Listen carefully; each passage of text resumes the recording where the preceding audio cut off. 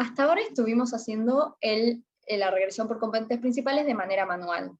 Yo les mostré cómo se calculaba el análisis de componentes principales, y Diego después con esos componentes principales hizo la regresión. Bueno, hay un montón de paquetes en R que permiten hacer esto en un solo paso. Nosotros hoy vamos a mostrar PLS, que se usa también para otros tipos de regresión de este mismo estilo, que reducen la colinealidad y multicolinealidad y la dimensionalidad, pero en este caso vamos a usar su función que se llama PCR.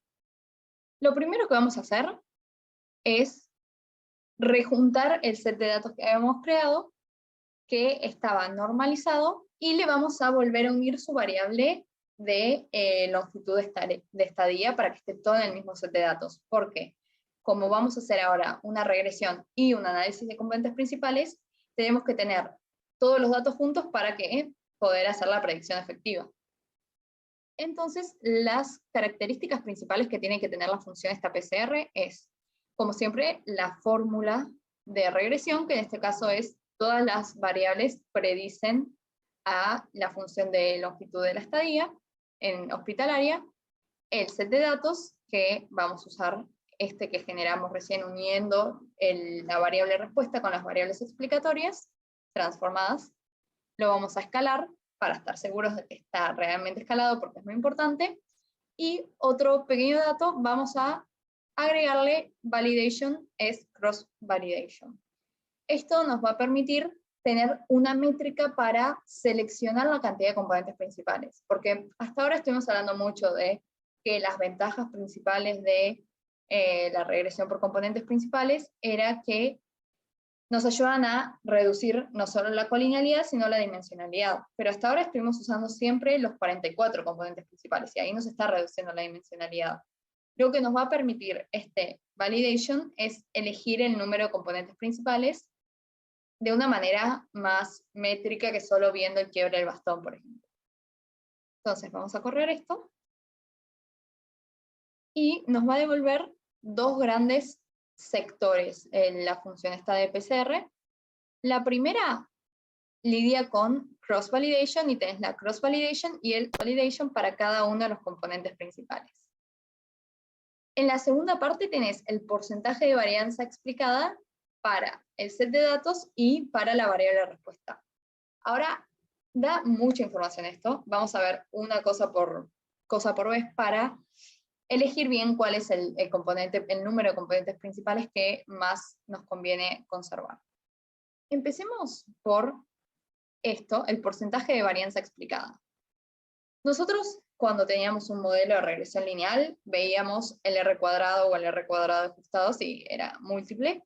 Acá tenemos que ver esto. Para cada variable, X representa, para cada componente principal, X es la variación total del modelo que explica, no de nuestra variable respuesta, sino del modelo de todas las variables, qué tanta variabilidad logra cubrir cada componente principal acumuladamente. Entonces, los 44 componentes principales explican el 100% de la variación total del modelo, pero vemos que explica hasta el 44% de la variación de mi variable respuesta. Entonces, lo máximo que puede llegar a explicar este modelo es el 44% de la varianza de la longitud de la estadía. Esto quiere decir que hay que encontrar un buen equilibrio entre lo que explica el modelo, pero mirando más que nada lo que explica de la variable que a mí me interesa explicar, que es la longitud de la estadía. Eso lo vamos a hacer junto con el cross-validation, que tenemos que buscar la lógica inversa. Hay que buscar que el cross-validation sea el menor valor posible, es el más adecuado. Entonces hay que encontrar un buen equilibrio entre valores bajos de cross-validation y valores altos de variabilidad explicada. A simple vista, uno diría que el tercer componente principal, que tiene un cross-validation de cerca de 12, es el más bajo. Pero ¿qué pasa? Cuando uno baja un poquitito y se fija la varianza explicada, vemos que de nuestra variable de interés explica solo el 15%, 15,5%. Entonces acá es una cuestión de encontrar el equilibrio entre varianza explicada y cross validation, que no suba demasiado cross validation, pero que tampoco baje demasiado la varianza explicada. Entonces, ahí podemos ver ya, por ejemplo, en qué valor sube más considerablemente la varianza explicada. Y podemos decir que en el 8 hay un salto importante, porque pasa de explicar el 17.60, el 17%, el componente principal 7, a explicar el 19% del componente 8. Entonces, vamos a ver si el cross validation es más o menos estable.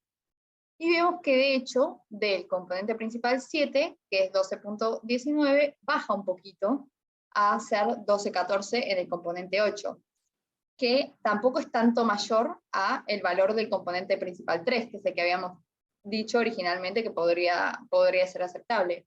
Entonces, ahí está el juego de intentar maximizar la varianza que explica para nuestra variable de respuesta, es esa cantidad de componentes principales, y minimizar el valor del cross validation.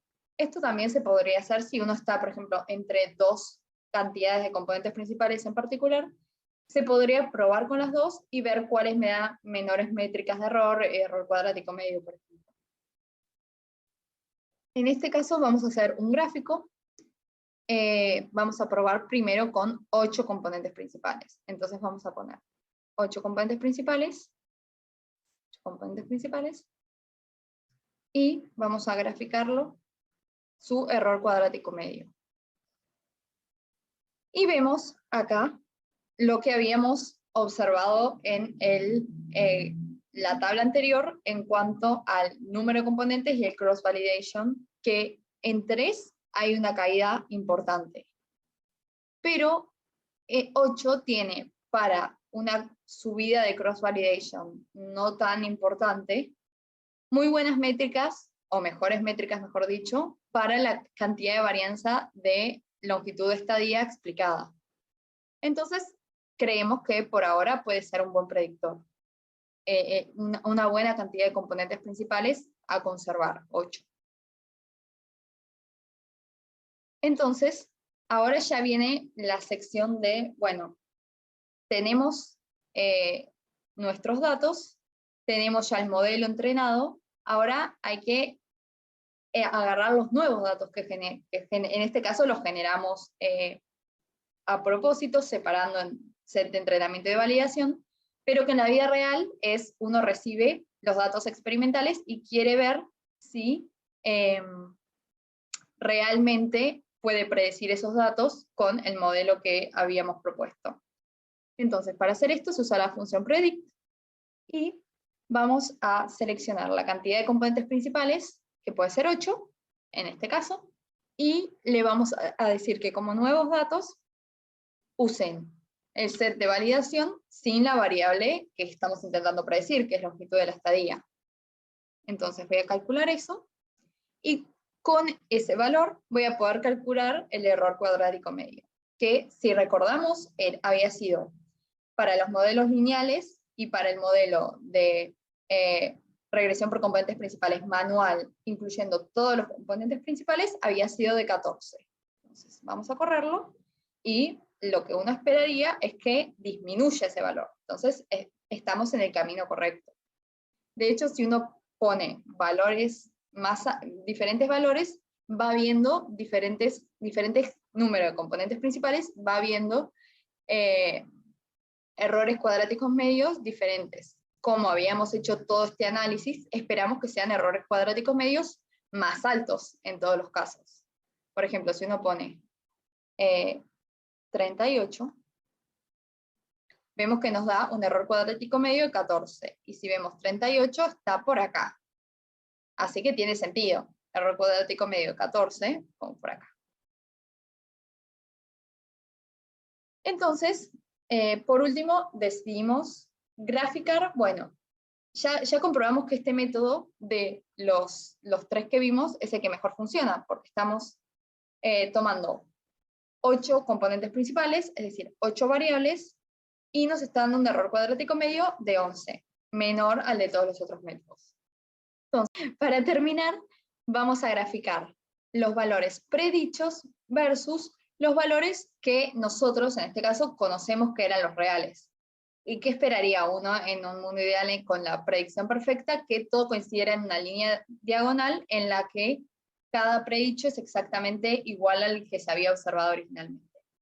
Entonces, vamos a correr eso para nuestro modelo generado con PLS, y vamos a ver que a pesar de que acá hay una observación que medio dificulta que se observe bien en el gráfico, tienen una cierta linealidad.